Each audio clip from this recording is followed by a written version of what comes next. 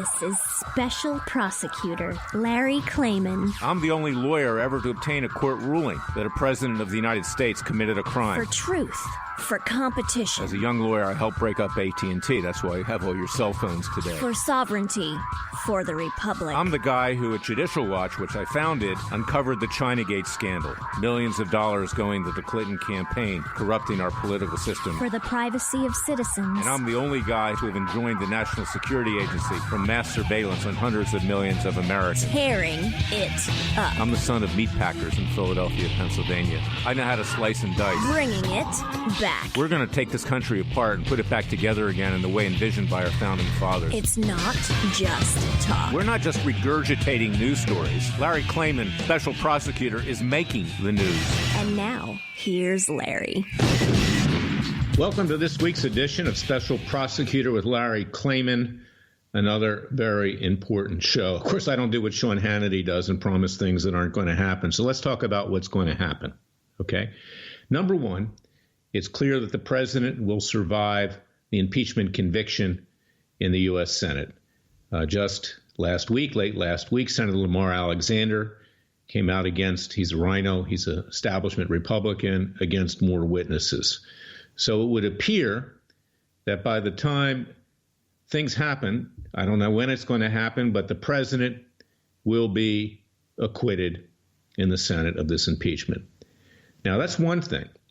But what this really tells you is that the Republicans are good at playing defense, but they're not good at playing offense. I'm talking about the Republican establishment. They did succeed in throwing a monkey wrench into the vile Adam Schiff, Gerald Nadler, Schumer, Chucky Schumer, as we call him, and a whole lot of them, Nancy Pelosi. Okay, but it's not just a question of checkmating the other side. It's a question of bringing about justice. It's a question of moving this country forward to an equal system of justice, to constitutional law, to the rule of law. And look at what Trump did to get himself into trouble with Ukraine. Okay, it wasn't impeachable. It wasn't a crime. But he tried to take matters into his own hands with the president of Ukraine and press him to do an investigation of the corrupt Joe Biden and his half-wit corrupt son, Hunter Biden. President is head of the executive branch. He's technically head of the Justice Department. He is entitled to do that. There's nothing criminal about it. There's nothing impeachable about it. He had an obligation to call for an investigation of Joe Biden, particularly since, God forbid, Joe Biden may be the next president of the United States, assuming he survives, because he's so senile and fragile right now. I don't even think he'll make it through the primary season before he collapses and croaks. I mean, I don't wish him any harm. But, I mean, the guy's barely there. He can barely walk. He can barely speak. All he can do is give you his Cheshire grin. That's it. Nothing. It's only because the Democrats think he might win because he stands for nothing that he got the major support, at least up to now. But look who's coming behind him. Right now, the polls, as of today, show that Bernie Sanders is actually beating Joe Biden. Now, this is frightening. Bernie Sanders is a communist. He's not a socialist. He's a communist. He took his honeymoon in Moscow. He's a self-hating Jew. I mean, a tremendous amount of anti-Semitism in the former Soviet Union and even in Russia. His father hid his name, changed his name from a Jewish name to Sanders. He's supported by radical Muslims in the U.S. Congress, in the House of Representatives, Ilham Omar, Rashida Tlaib, and, of course, Linda Sarsour, that vehement anti-Semite who supports Hamas and Hezbollah and wants Israel destroyed. Of course, so does Tlaib and Omar. But the risks are great. And what we have are Republicans playing defense, not offense. There will be no justice with regard to Joe Biden and Hunter Biden. They'll run away from that. First of all, Joe Biden's one of their colleagues in the Senate. Senator Lindsey Graham could have called Hunter Biden and Joe Biden in at the Judiciary Committee for testimony months ago. We wouldn't even have had an impeachment trial because Democrats would have run for the exit, stage left, so to speak, not like Snagglepuss, but by the dishonest hacks that they are. But we've also got a situation where our Attorney General, Bill Barr, is not much better, if at all, than Jeff Sessions, who's a complete disgrace. He left in disgrace. Now he's running for the U.S. Senate against my client and friend, Roy Moore in Alabama. He has no chance down there. I mean, people in Alabama actually stand for something. You know, they get smeared as racist. They're not racist in Alabama. The South is less racist than the North, believe me. Go down there, see the interaction of the people. Let's see what happened, you know, after the Civil War and in modern times, how the South is integrated, how it respects, generally speaking, each race. The North is the one where African Americans still live in ghettos, where they're subject to violence, you know, black on black crime, and no one does anything about it in the black community. But that aside, is that this Attorney General, Bill Barr, is a complete fraud. He's passed on the prosecution of James Comey, former FBI director, even when an Obama-appointed inspector general made criminal referrals on 2 occasions. Michael Horowitz also made criminal referrals with regard to the deputy FBI director, Andrew McCabe. Nothing. John Brennan, James Clapper, who used mass surveillance, not just on Trump, but on all of the American people. Obama appointees, Obama intelligence czars, nothing, no indictments, not even really an investigation. Passing on Hillary Clinton's misuse of the Clinton Foundation, which is a racketeering enterprise, which I sued years ago, but the case wound up in front of an Obama appointee, or Clinton appointee rather, and that went by the wayside.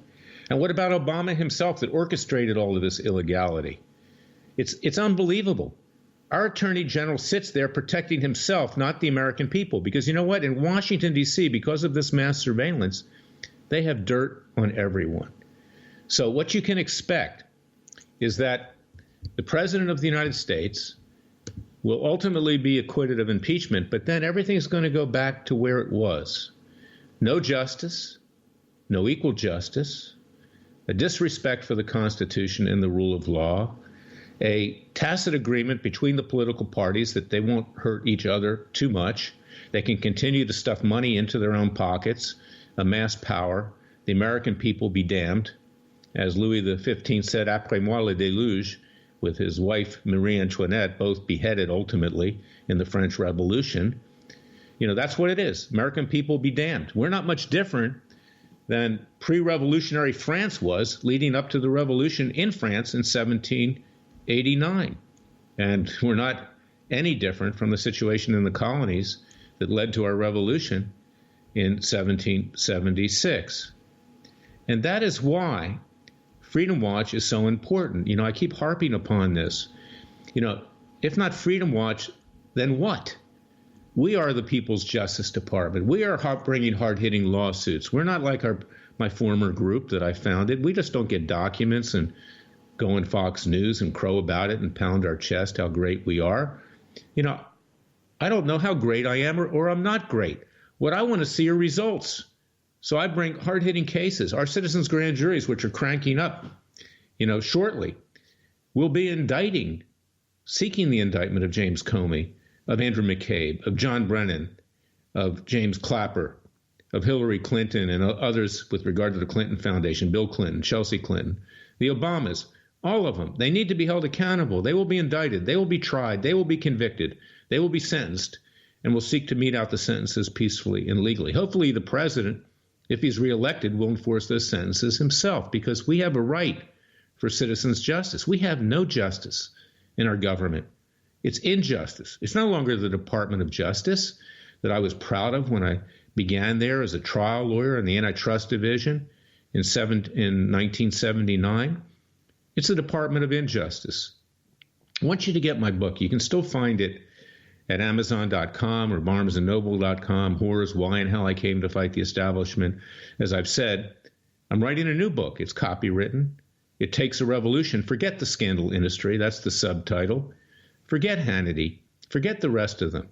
They're two-faced. They're interested in building their viewer base, advertising dollars, self-aggrandizement. Every day, major breaking development on Hannity. There's going to be justice just around the corner. You got Sarah Carter. You got Greg Jarrett. You got the whole lot of them. They're pumping Fox News. While at the same time, during the day, you have the owner of Fox News, who's now Lachlan Murdoch, an ultra-leftist. His brother James is even more of a leftist. Ironically, they're the ones that tapped, at least James, the royal family in Britain years ago. The only reason they weren't indicted is because they paid off the British government not to indict them. You know, but the fact is, is that Fox is two-faced. You don't have a real conservative network anymore that has a great reach. You've got Chris Wallace, that vile leftist son of Chris Wallace. At least Chris Wallace, when he worked for 60 Minutes, as the major host, at least he was smart. At least he uncovered things. Chris Wallace is a dolt. He's an idiot. Then you've got Andrew Napolitano, an even bigger idiot, who's been trying to undercut the president of the United States. You've got Juan Williams, who they put on there. Juan years ago was a conservative. Actually, he was removed from the Washington Post over a sexual harassment complaint, but he doesn't talk about that. I'm not saying he was guilty, but he was thrown off Washington Post. He just plays the game. They got to have some dumb liberal on there. So I remember Roger Ailes telling me that if I'm going to have some GD liberal on Fox News, I'm going to get the dumbest F I can find. So what do they have? They have Juan Williams. It's a joke. It's embarrassing. Arthel Neville, another one. A whole lot of them. So I want you to find the networks of the Sinclair Network. They are truly conservative. They don't claim they're conservative, but they allow conservatives to speak clearly. And I've been on that show. Eric Bolling, who left Fox News, they got rid of him, found bogus excuses to get rid of him. He now does a show, and I'm frequently on that show. I'm inserted in there, and I hope someday I'll have my own show on there. But forget about Newsmax, too. Newsmax, you can't even look at its picture. It's so bad. But notwithstanding that, Chris Ruddy's two-faced as well. It's the same thing. Plays both sides of the street, pretends that he's the friend, that Chris Ruddy's the owner of Donald Trump, but at the same time undercuts him. I used to write a blog there, Clayman's Court. I can't even get the blog published without it being censored. It's unbelievable. So I want you to look to Sinclair in the future and see what's really important is this radio show and our daily podcast for 10 minutes. You can find it at freedomwatchusa.org. You can find it at Spotify, iTunes, others. Please get this out to the American people. I'll be right back.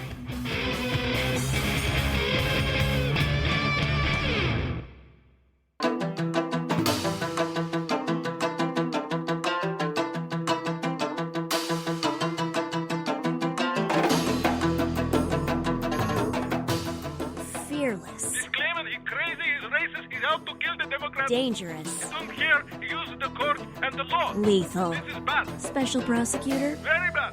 Larry Klayman. If you'd like to support Freedom Watch and this radio show, go to freedomwatchusa.org.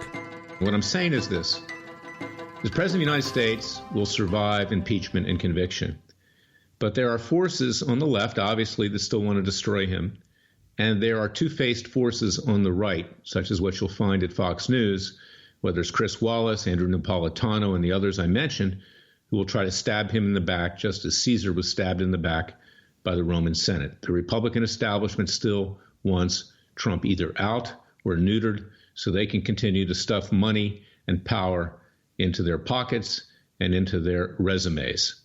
And that's the moral to the story. And that's why this show is so important to get it out. I want to say it again because education is what united the colonies. It's what caused us to be able to form a free nation, a free republic. And you can find this show at freedomwatchusa.org. You can find it on Facebook. You can find it on Spotify. You can find it on iTunes. You can find it on Patreon. Is that we need to educate, because that is why what I do at Radio America is so important, because they let me say what I think. And that's what I love about this president. He says what he thinks. He's not pulling punches like George W. Bush or H.W. Bush or others on the so-called right, which they weren't really on the right. They try to play the game. They think they're holier than now. Now is not the time to be holier than now. Now is the time to speak truth to power. Not the way the Democrats do it, but the way we have to do it. But on the phone right now are two of my great friends, heroes, and clients. One of them is DEMETRICK PENNIE.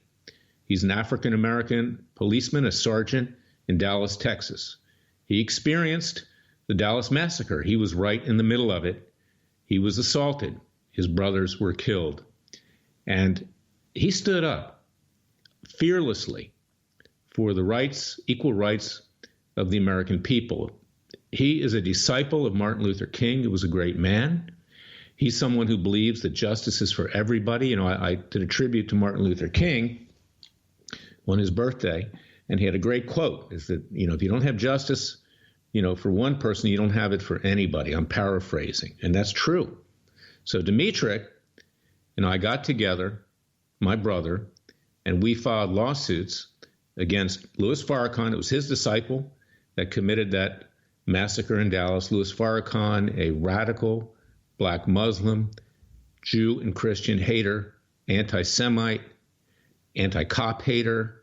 My brother was a cop in Philadelphia, so I know all about the police. I represent some Philadelphia policemen, as a matter of fact, but that's another show at another time. But law enforcement is extremely important because they protect us. So DEMETRICK stood up for his brothers, and he stood up for the American people at great expense and risk to himself. And we sued Farrakhan, Black Lives Matter, New Black Panthers Party, the whole lot of them, Sharpton, Jackson, everybody. The case was assigned to an African-American judge, Sam Lindsay, who bailed out. I mean, he was so frightened. Maybe he thought, he'd be killed. I mean, who knows? But still, DEMETRICK did that. He was called every conceivable name, not just by radical leftists who were white, but by radical blacks who called him Uncle Tom, House N. His life was threatened. This is a truly brave man. He's now running for Congress in the Dallas area. I personally endorse him and support him. We need people like that in our country. And then also on the phone is Joel Gilbert, a great Hollywood conservative producer, filmmaker, also a friend of DEMETRICK. At this point, I introduced the two of them. And Joel was the one who uncovered the Trayvon hoax. And what happens when Joel uncovers the Trayvon hoax? Well, he's called a racist and, of course, attacked by the left. And we're going to talk about that in the next segment as to what he uncovered. But I also want to talk about brave people, brave African Americans, not just DEMETRICK, but people like Kobe Bryant, who just died, and Patrick Mahomes, who's playing in the Super Bowl this weekend, the quarterback of the Kansas City Chiefs. You have to really admire these people because they're going up against the grain and they're speaking truth to power and truth to threats. So when I come back, we're going to talk about all of that and what all this means and why we have to repair race relations in this country. And the only way we can do that is to bring about justice. And that's what we're all seeking to do. We are all equal. I'm, in effect, a civil rights lawyer. I represent not just DEMETRICK. I represented the people that were hit with anthrax at the post office and others. I've represented Muslims even. So this is something that people need to understand. I'm going to be right back with DEMETRICK PENNIE and Joel Gilbert, two great American patriots. Hold on. You're in for an interesting ride.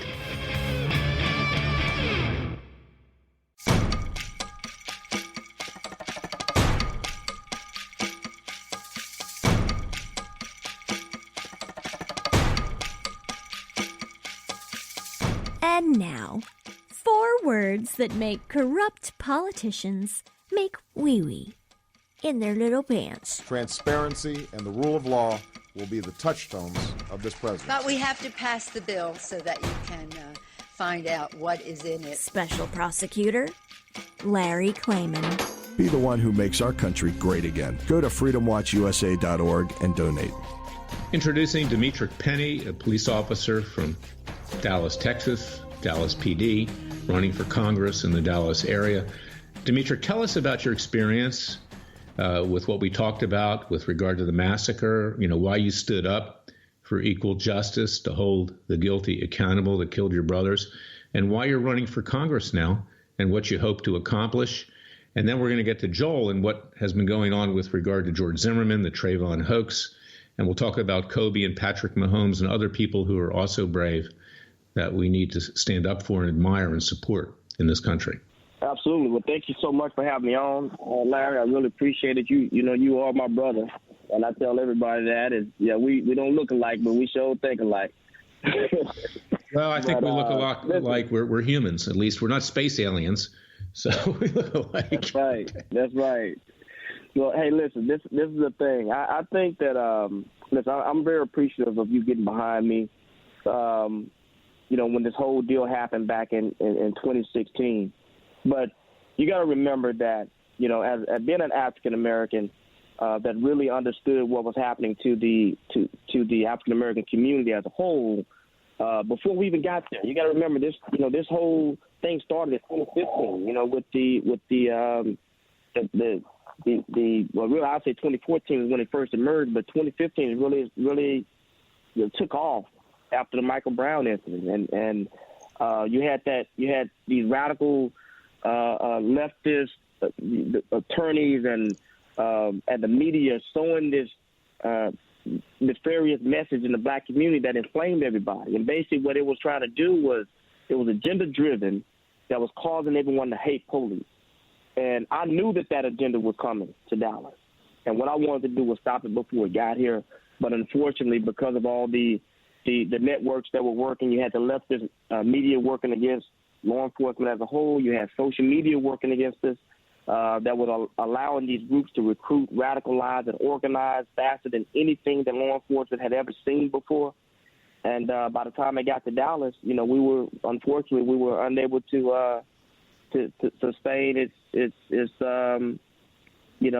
network that had been built. And unfortunately, we lost 5 officers in that brutal attack. So, look, I knew exactly what was happening of what I had been studying for several years, and being someone who's wise enough to read and not pay attention to the nefarious ideas that are just percolating through the media. Oftentimes, you know that you're going to face attacks yourself, and I knew it. And when we first talked about how I wanted to address this issue after officers got killed in Dallas, you explained to me. You told me that it was going to be difficult. I was going to be standing on the island by myself. And I didn't realize the magnitude of standing on the island by myself. But I tell you what, it was all worth it looking back at it now.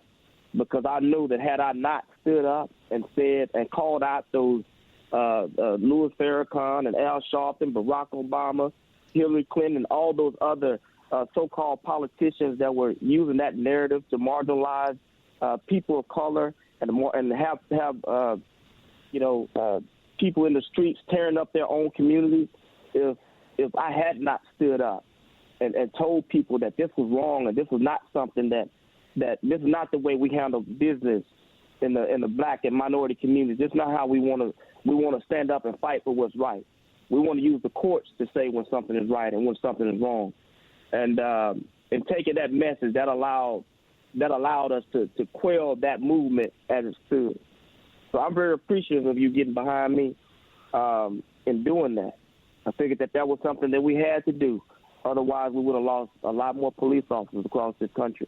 And I appreciate that. And that is a segue to Kobe Bryant. We all mourn his death. He was a very bright guy. He actually went to my high school, of course, many years after I did, in Lower Merion, Philadelphia. That's the main line. He spoke Italian. He was extremely bright, one of the greatest basketball players of all time, and I think in the top 5 at least, maybe higher than that, even better than Magic Johnson of the Los Angeles Lakers, which, of course, is the premier basketball franchise, of history. But I remember when this George Zimmerman thing broke out, and Joel's going to talk about that next, when he was accused falsely of murdering Trayvon Martin. Sure, he killed him in self-defense. He had to, or he would have been killed. They went to Kobe Bryant. They said, we want you to condemn. This is the left, the Obama people, the Sharpton people, the Jackson people, the rest of them. We want you to condemn George Zimmerman. And he said, I'm not going to do that. You're coming to me because I'm black. I don't make my decision because I'm black. I'm an independent person. I'm an independent thinker. I myself was falsely accused of raping a woman in Colorado. I know what it's all about. Let justice play out. And sure enough, George Zimmerman was acquitted. Same thing with regard to Patrick Mahomes now, the greatest quarterback in the NFL. Nobody disputes that. Smart guy, just like Kobe. He's playing the Super Bowl on Sunday when this show is aired. And this is a guy who said, I'm not going to condemn George Zimmerman. I'm also my own person. And the guy was acquitted. Why are you still beating up on him? Why are you still saying that he murdered Trayvon Martin in cold blood, a little kid? The pictures that the left showed, that this radical black movement showed of George Zimmerman, of Trayvon Martin, was when he was a little kid, like about 12 years old. This guy was a big guy. He was a big dude. He was beating the crap out of George Zimmerman. George Zimmerman had no choice. Either it was his life or it was Trayvon's life, and he didn't even mean to kill Trayvon. But that's the point. And there are these brave people like you out there, and you need to be supported. You know, I don't even know that Kobe or Patrick Mahomes were conservative. They weren't conservative. They were and are people who just simply believe in justice, who will stand up, who aren't going to be rolled. And that's what we need in this country. Now, that's the segue to Joel Gilbert. Joel's been on the show a few times. He has worked with me with regard to the lawsuit I brought by George Zimmerman against not just Benjamin Crump, the lawyer of the Trayvon Martin family, who wrote a book, White Genocide Against Colored People, and George Zimmerman, of course, is prominently featured as defamatory. By the way, we talked about Fox News. Who is it that published this defamatory book? The Murdoch family. They own HarperCollins. They've been sued. Okay, this tells you something about the people behind Fox News. Greedy people who believe, have no principles. They believe in making money. And it's always been marketing at Fox News, but they're also now undercutting the president. And we've sued not just HarperCollins, but Crump himself. We've sued members of the family who participated in a conspiracy to present a false witness who did not have firsthand knowledge of what Trayvon was saying right before he died. They tried to convict Zimmerman. If he had been convicted, he would have gotten life imprisonment. And if they had charged him with murder one, he would have gotten the electric chair with old Sparky in Florida.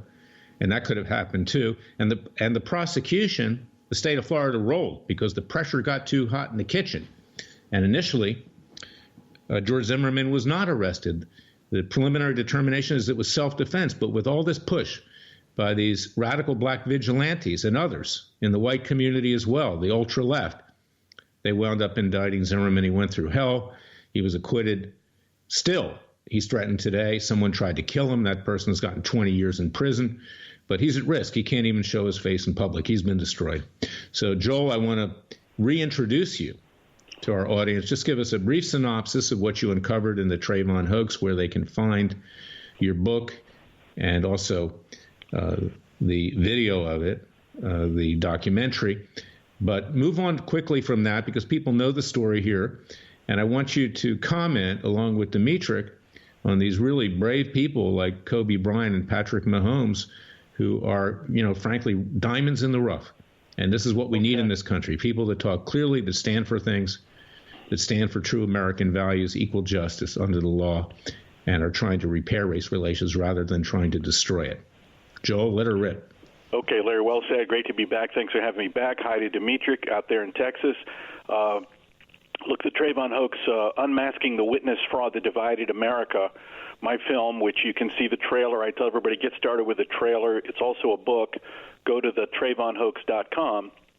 And the Trayvon hoax is two things. It's the substitution of a legitimate phone witness, a girl that was on the phone with Trayvon Martin, that heard what he was up to, what he was thinking, and why he attacked George Zimmerman. She would not testify. Her name was Brittany Diamond Eugene, and she refused to incriminate Zimmerman, so she was substituted out for a fake witness, an imposter who knew nothing, named Rachel Gentile, and that was the key witness. Without her, there would have been no arrest, no trial. So I go through the entire fraud and show who knew about it, which includes Trayvon's mother, Sabrina Fulton, by the way. I proved that. She's now running for Miami-Dade commissioner. And everybody just kind of went on board. They're still on board with this narrative. And you mentioned how Kobe Bryant, actually at the time, I've actually got his quote. He said, I'm not going to react to something just because I'm African-American. If we progress as a society, you don't jump to someone's defense just because they're African-American. You sit and listen to the facts. So this is a totally normal person. And what happened to him after that, Janine Hill from ESPN and others started hammering him and telling him he's got to get with the program. And sure enough, within a few months, he tweeted out things like, I support the Trayvon Martin family, and then he went to a Trayvon Martin rally with the parents. So it's I'll tell you something, Joel. Let me interrupt you there. You still have to give Kobe a lot of credit because he stuck his neck out. People know what he really meant, okay? And same thing for Patrick Mahomes. Patrick said the same thing in effect. And now he's being vilified on tweets and social media, and he's now the quarterback, probably will win the Super Bowl, on Sunday when the show airs. So, we give Kobe these a lot people of need to credit. be supported. They need to be supported, and I don't want to undercut what Kobe said, okay, because he said what he said first is what he meant. Correct. But it's a phenomenon, maybe Dimitri can speak about that within the black community, they kind of all jump on you to conform. Now, Kobe didn't actually come out as a Black Lives Matter or anything. He just tried to show a little bit of conformity. But he stuck with what he said. Patrick Mahomes, all he said when he was 17 years old, he sent out a tweet that said, this is a horrible tragedy, but there was no criminal activity that occurred. Now, they've been beating him up on social media for a couple of weeks now for that, back when he was 17 years old, and he has not folded or responded at all.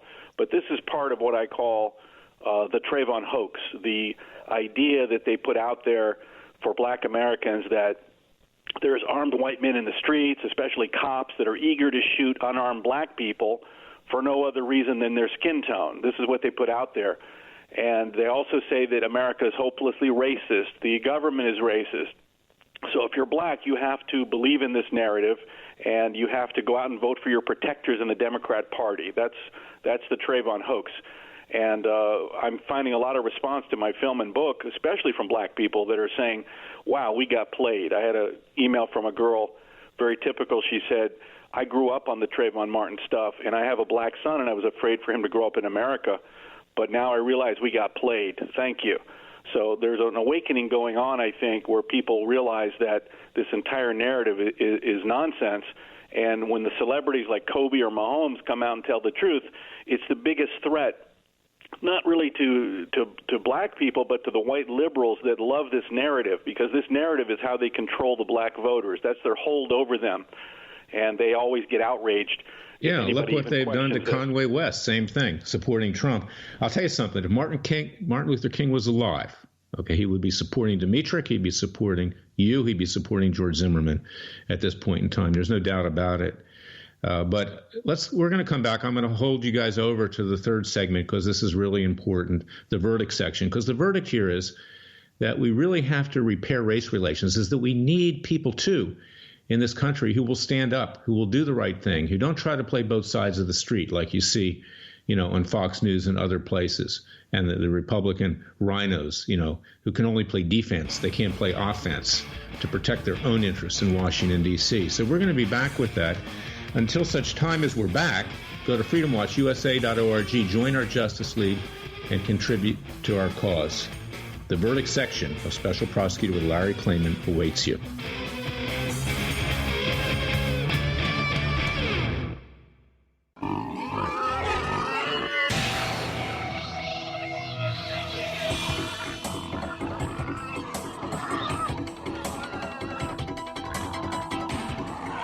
Before he was a trial lawyer, he sliced him and diced him. People used to ask me, Larry, what caused you to start Judicial Watch and now Freedom Watch, given the powerful forces in this country that put you at risk? In a meat packing plant. I'm the son of meat packers in Philadelphia, Pennsylvania. I know how to slice and dice. A very special prosecutor, Larry Klayman. If you'd like to support Freedom Watch and this radio show, go to freedomwatchusa.org. Now the verdict, fellow patriots, friends, supporters. I'm going to turn to Dimitrik right now because he's actually running for Congress, you see. You don't need these clowns that are in Congress now. Everybody in Congress, nearly everybody, the good ones are leaving, like Mark Meadows from North Carolina.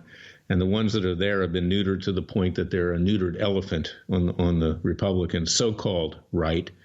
But Dimitrik wants to be a congressman. So, Dimitrik, we only have about 5 minutes in this segment, but take a couple minutes and explain why you want to be a congressman. Yeah, so essentially, so I am running for Congress, and I'm running under my nickname is Trey Pennie. So Dr. Trey Pennie is how you will see me labeled on most of my endorsements.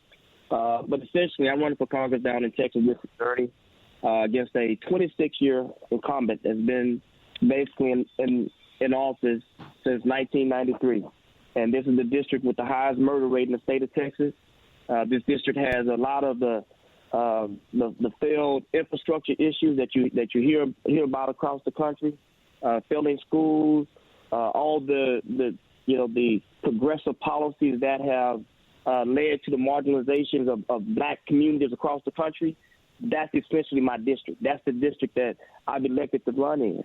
And when I first decided to do so, a lot of people they try to discourage me from doing that because they say it's a losing battle. The people don't want change. The people, and I don't even understand where that comes from, Larry. Who even thinks that people don't want change? People want their community. Well, they want the right kind of change, Demetrick, and that's why I personally endorse you and why people like Demetrick Pennie need to be in Congress, not the clowns that we see today. And so I urge people to support Demetrick Pennie. Where can they go to support you? They can go to support me at Pennie for Congress, PENNIE, pennieforcongress.com. Pennieforcongress.com. By the way, learn more about me. No, the doctor, you got a doctorate, okay? I mean, you're a bright guy, okay? So you're a thinking person, you're a philosopher, and hopefully you'll be an honest politician and warrior. Now, Joel, with regard to what you've been doing, you're working with me, and we're bringing cases. One of the defendants is Ben Crump, who wrote this book, White Genocide Against Colored People, extremely inflammatory book. HarperCollins has been sued. He's been sued. And apparently, from information we have, he's trying to represent nearly every defendant in the case so he can keep them quiet. And this is going to be quite a rocky road. The case was filed in Florida. Cases move in Florida. I'm from Florida. And give us your final thoughts on that. We have just simply a minute and a half as to what you think will be accomplished with that lawsuit. Well, as you mentioned, Crump has this book called Open Season, Legalized Genocide of Colored People, and he's running around the country, these book tours, saying that we want black people to know that they're targets, and reading this crazy thing called the Black Pledge of Allegiance. It's a separatist black liberation theology that he's trying to use to make himself famous, make himself the next Al Sharpton. And I think your lawsuit has a great chance to really debunk and expose all of these themes that the left has and the media have been propagating to the detriment of the black Americans since 2012, since that shooting. Black Lives Matter was started because of this case. They have on their website, what are their goals? Transgenderism, globalism, and creating black villages. That's the goals of Black Lives Matter. It has nothing to do with black Americans. So the hoax that really started here, people don't realize that the Kavanaugh hoax, the fake whistleblower, all these lies that the media. Well, the witch hunt against the president. Yeah. Kind of the modern era of fake news, and now we know fake witnesses, race hoaxes. It all started here. So I think, Larry, you have it in your power, along with George Zimmerman, to really expose and debunk this and bring back the brotherhood that we had in America that was going on between black and white up until Barack Obama took the White House and instigated this division for his own political benefit. Well, Joel, I want to thank you. We just have about 30 seconds left, but please, this is an extremely important show with Demetrick and Joel. I want you to share it. I want you to let your friends, patriots, others know about it. We need to tell truth to power. And please, God bless yourselves and your family. God bless America. God save America. I'll be back next week with another special edition of Special Prosecutor with Larry Klayman. Thank you for listening.